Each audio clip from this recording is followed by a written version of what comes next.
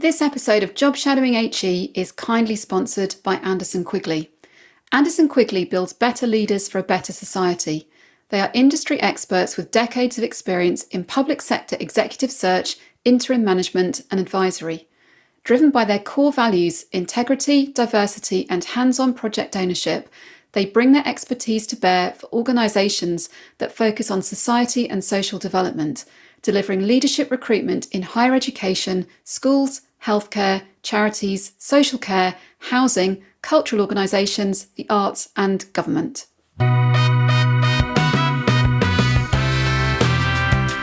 I'm Susanna Marsden and welcome to Job Shadowing HE, the podcast that delves into the roles of people working in higher education.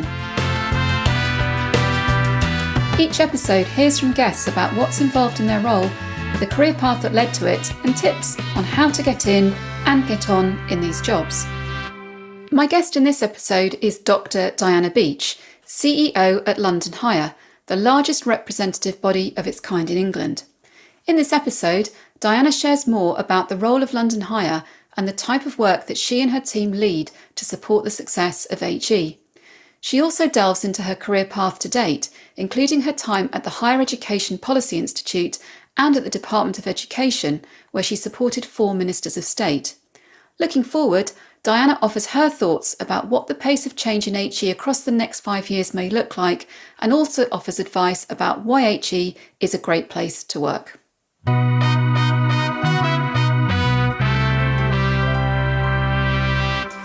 Diana, welcome to the podcast and thanks for being my guest today. You're CEO of London Hire, the largest representative body of its kind in England, with over 50 member institutions, equating to around 500,000 students and over £27 billion of economic impact.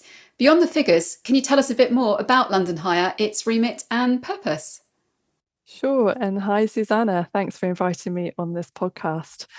Well, it's a great privilege and an honour to represent such a fantastic range of institutions at London Hire.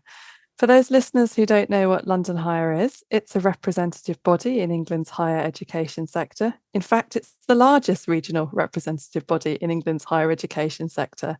And what we do, what that means, is that we bring together a broad range of members from across the London region who are all connected by a shared sense of place, in this case, London.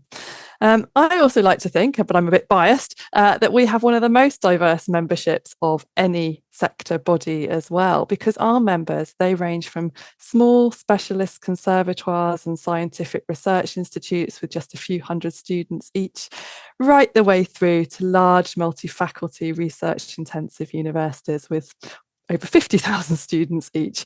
And then, of course, we've got everything in between.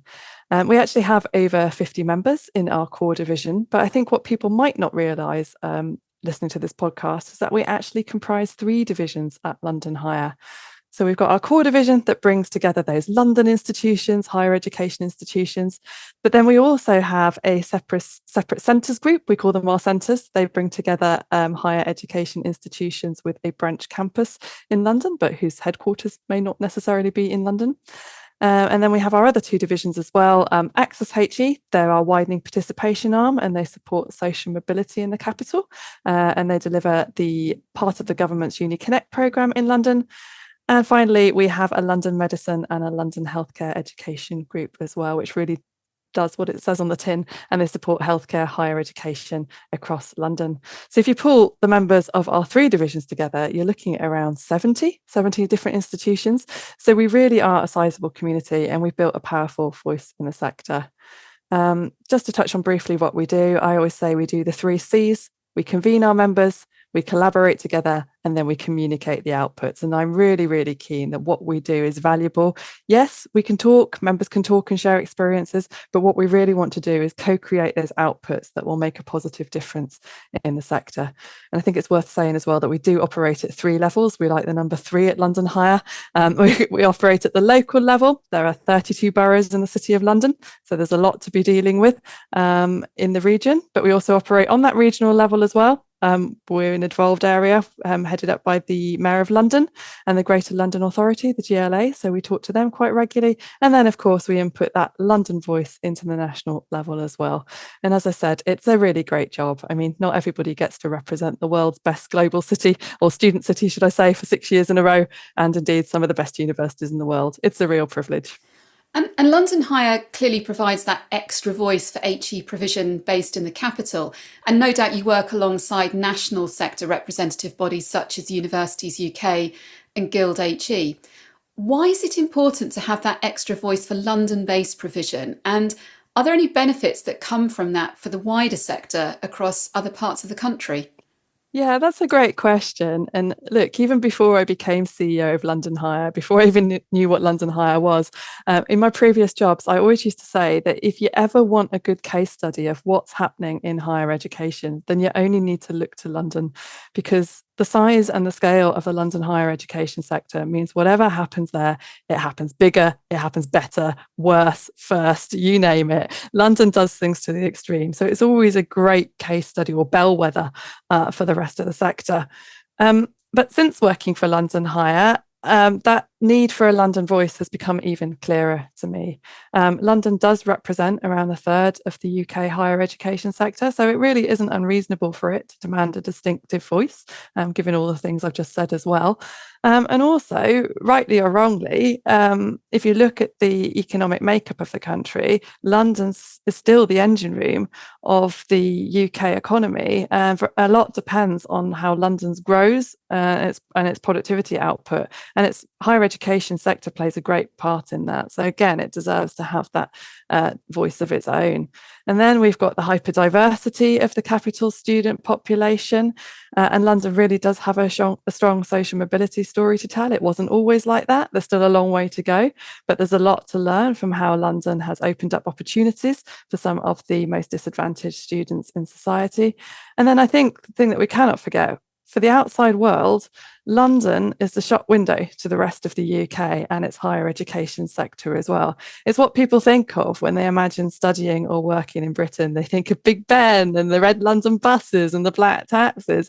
It really is the UK's global city. And so it's in all our interest to keep brand London strong and attractive for the benefit of the whole country. And I say this because when advocating for London, I am conscious of the national perception sometimes that London's had it great for too long and its streets are paved with gold, but it isn't like that. When you work in London, you actually see the great inequalities, and it really makes you passionate about getting that London story out there. And I do always feel the need to stress that we're not doing so to pit London against the other regions. We're doing so to keep London working with and for the rest of the UK. We are in it together, and what we do in London, the intention is that it will have positive benefit for everywhere else. I mean, look, there are plenty of other countries in the world who would love to have a global asset like London and its fantastic HE sector. And I will never understand why it's become popular in this country to do London down, especially because if London were to lose its global dominance, then we're all going to be a lot poorer for it. It's not going to be another UK city that comes in to take London's place. It's going to be another city in another country. So we need a strong London, and we need a strong London higher education sector for both our national prosperity and our global standing. Let's delve a bit more into your role. As CEO, you have responsibility for leading the organisation. And I know from reading your updates on LinkedIn, your weekly updates, that your role is hugely varied. So no week is going to be the same. But can you give some insight as to where your focus is and the variety of people and organisations that you're meeting to progress the mission of London Higher? Yeah, I held myself hostage to fortune a bit there doing weekly updates, didn't I? I feel the pressure now every Friday to make sure I post something. But honestly, it makes me realise like how lucky I am to have such a varied job. And you're right, getting out and about is such a big part of it. I started in London Higher in the pandemic when we were all behind screens. So really, I'm making up for lost time. And I'm certainly making the most of it by getting out to see our members. I mean, I've always said that we can't represent our members if we don't have a good idea of what they do and what their concerns are. So member visits will always be a priority for us at London Higher. They enable us to see firsthand our our members' campuses, so we really have a good visual picture when we talk about them. But it also enables us to speak to staff in these institutions and their leaders on their home turf in environments that they feel safe to talk to us in. So this really does give us an advantage if we get out and see things for ourselves. And I should just stress here that it's not just me going out and about to see our members, because I'm really, really lucky to be supported by a fantastic team at London Higher. And so between us all, we ensure that we visit a broad range of members over the year. And that means, we can do that by attending members' events if they're kind enough to invite us, subtle hint there, or heading to campus with one-to-ones with the leaders, or speaking to boards of governors, speaking to faculty sessions. And we do a lot of that, and every day is different. And you're spending time with those member institutions. In terms of other parts of your week, are you talking with other organisations? Do you have links with government? How does that all side of things work? Absolutely. These are the things that we can't post about on LinkedIn for obvious reasons, but my team and I are really well connected with those 3 levels of government that I spoke about. So the London Borough level, the GLA level, Mayor of London, and the departmental level across Whitehall. So again, we're always talking to officials in the sort of government departments and the Office for Students, UKRI, and we're always keeping abreast of discussions and those kind of things. And they have to stay behind closed doors for obvious reasons. And then, of course, let's not forget our friends in the sector. And for us, the sector doesn't just mean higher education, it also means London. So we're always mindful to talk to the other London business groups, the other representative bodies, and then, of course, our higher education friends, sort of UK Guild, you mentioned them a little bit earlier, and all of the mission groups, because when it comes to building a strong voice, we have to be in collaboration. We can't be against each other. And I always say that I expect our members at London Higher to be members of all of these groups, and maybe not. We've got some that are not aligned, so we've got to make sure we're representing that broad church.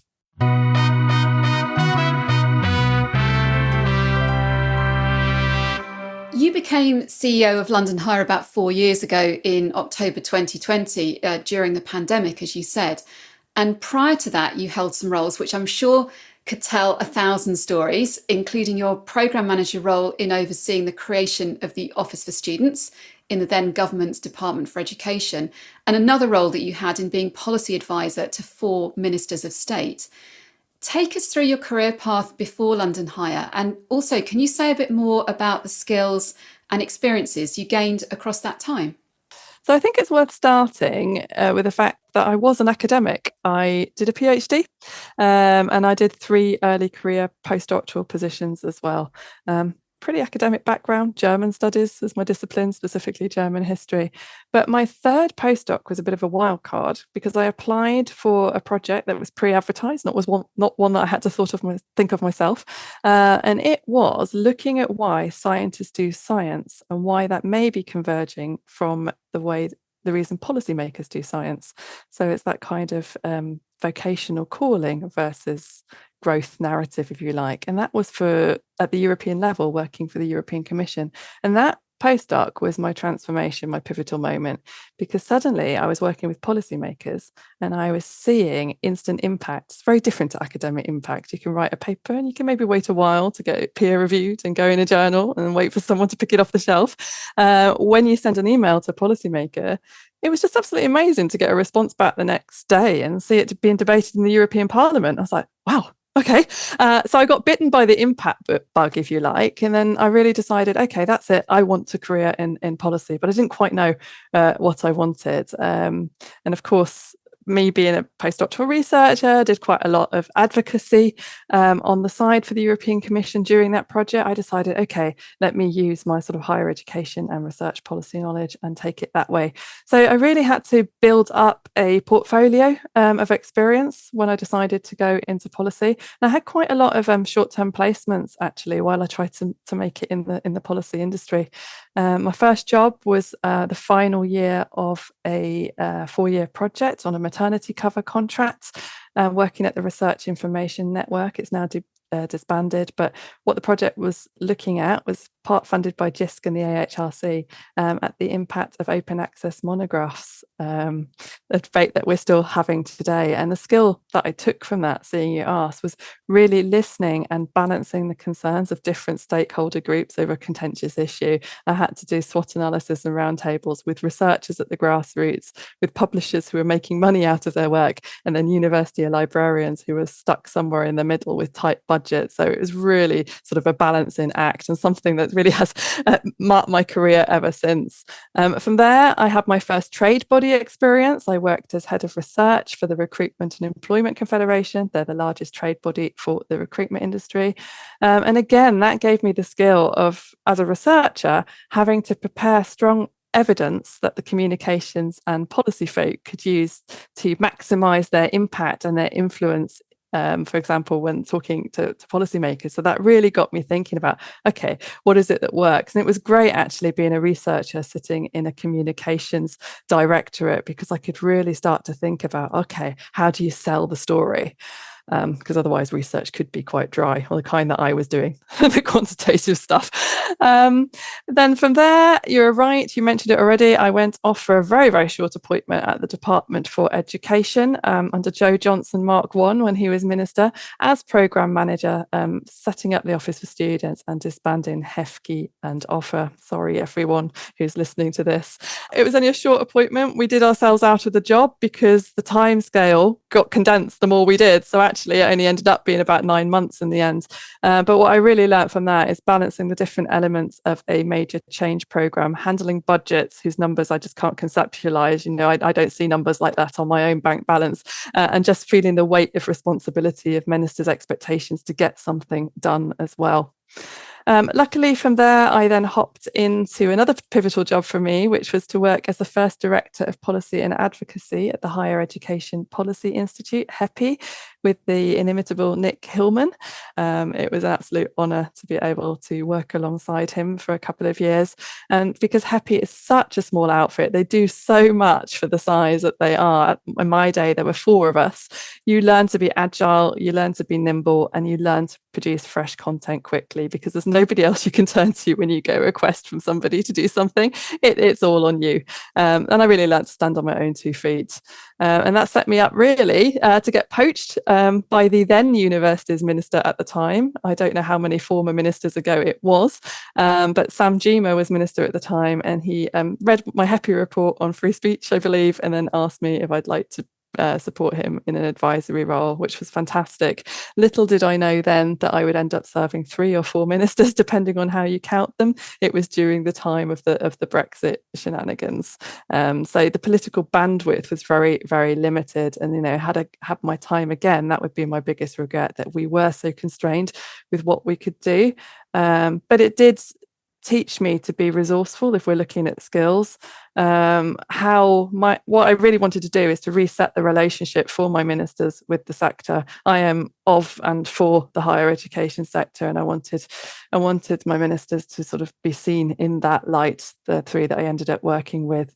So you really learnt to make the best of what you've got, really, in the sort of pressured times that you're in. And it was also the time when the Augar review was going through. So it was working to sort of navigate that complex relationship when Number 10 knew exactly what they wanted, but it was out of their hands, really, with the debates in Parliament over Brexit at the time.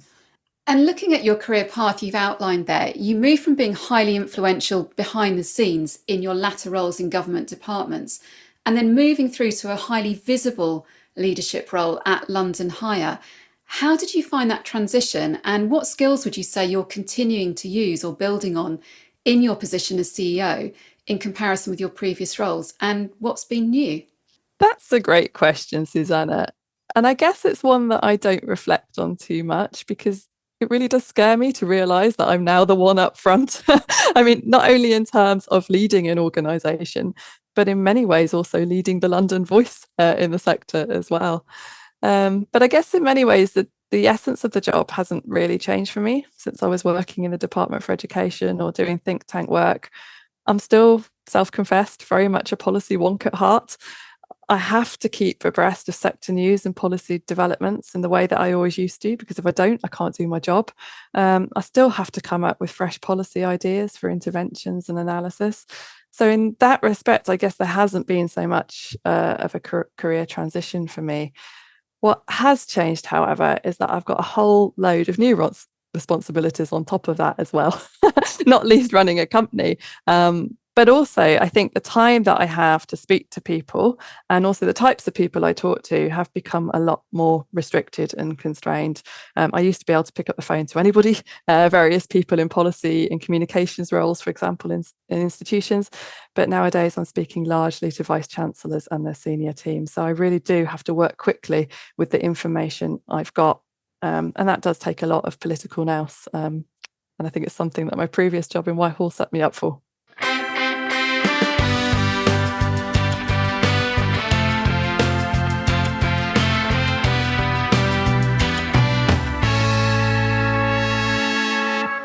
As CEO, I mean, you said you're the person up front, you're the person in charge, and you're leading the organisation. You're supporting your own staff, and you're supporting the needs of over 50 institutions or more in terms of how you counted it earlier in our conversation. But at that same time, you're still evolving your own career. And, you've just talked there about some of the different skills that you've developed across time, both in your previous roles and in your role as CEO. At this point, from where do you draw support for your own professional development, and how easy is it to carve out time for that?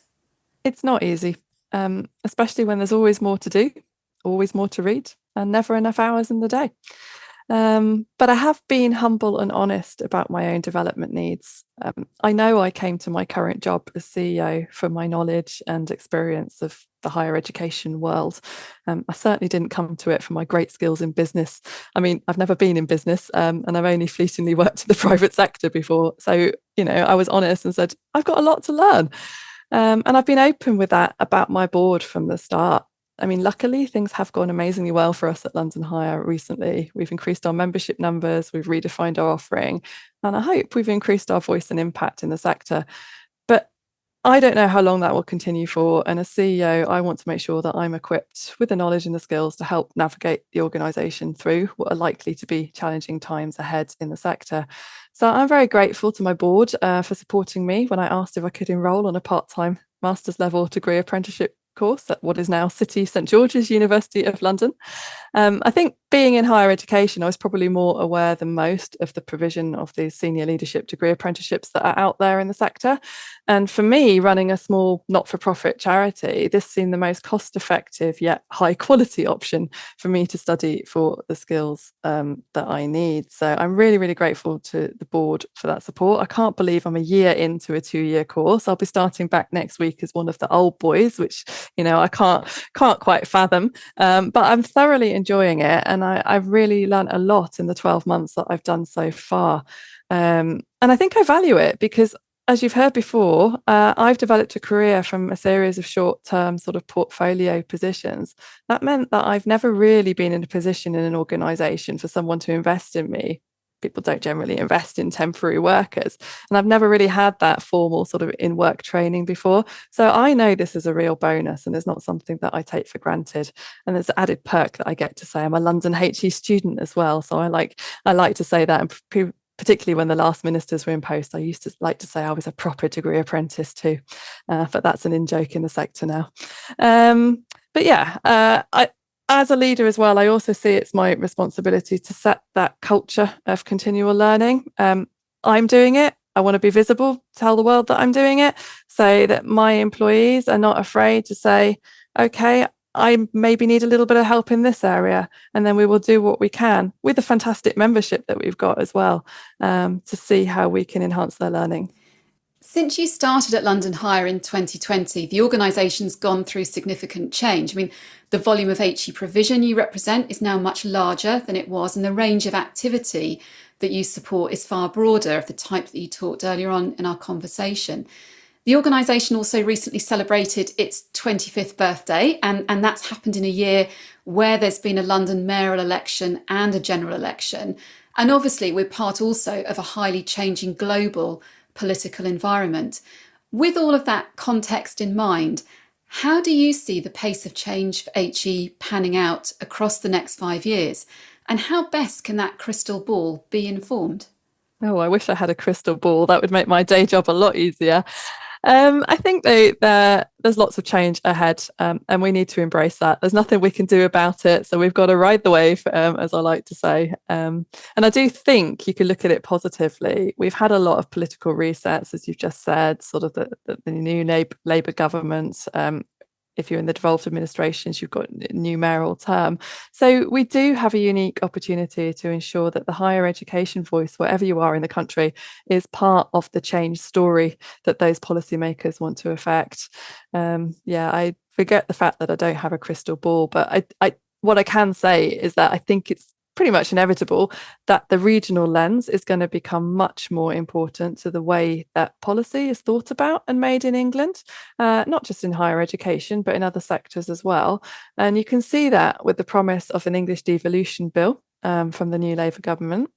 As part of that, I think there's also going to be more talk about tertiary education as opposed to just higher education. I think we've all got to get used to talking tertiary, as I like to say. And that's really because there's a push at the moment to redress those pressing skills shortages across the country, particularly in the level 4 and 5 space. So that space between A levels and degree, if you like.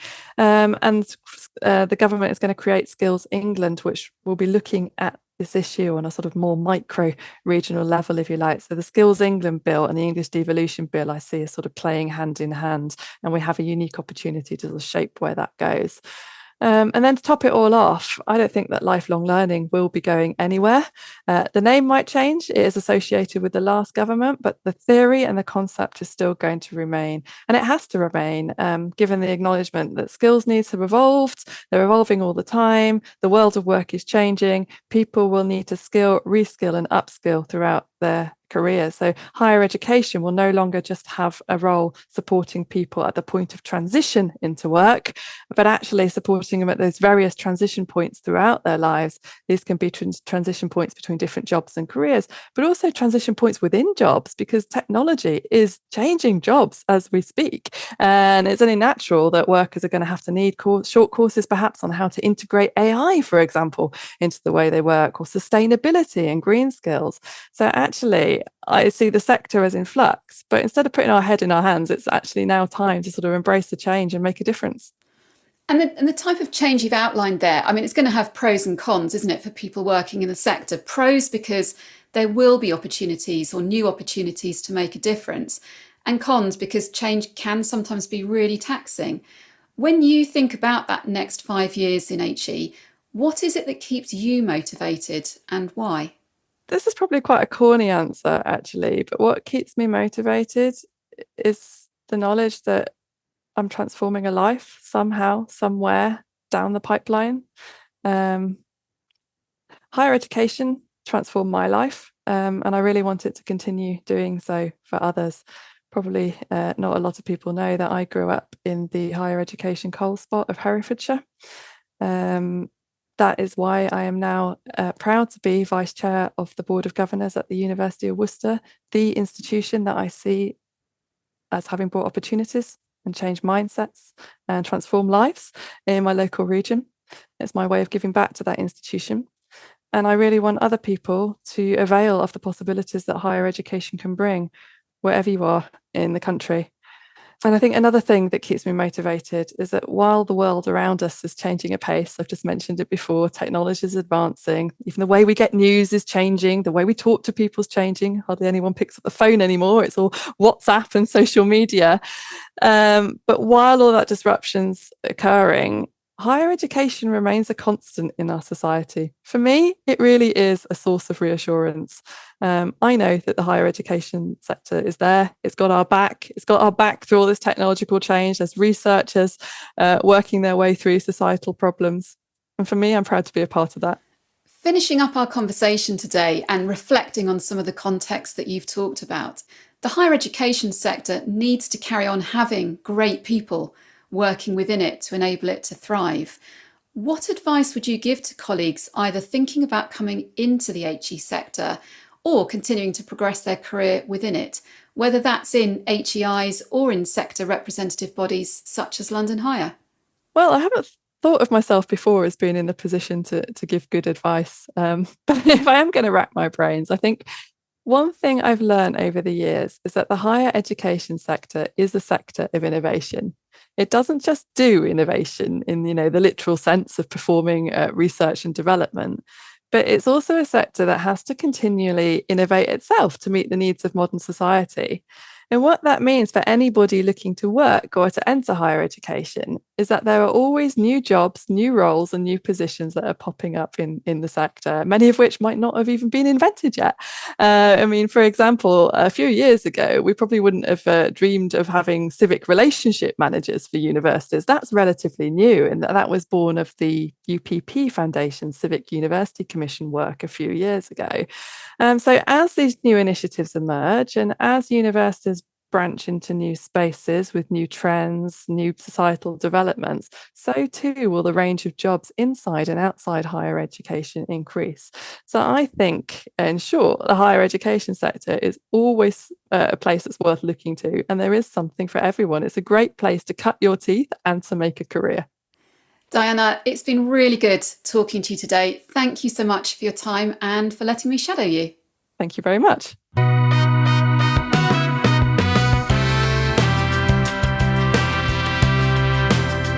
Thank you for listening to Job Shadowing HE. The podcast was written and presented by Susanna Marsden, audio production and music by me, Rodri Marsden.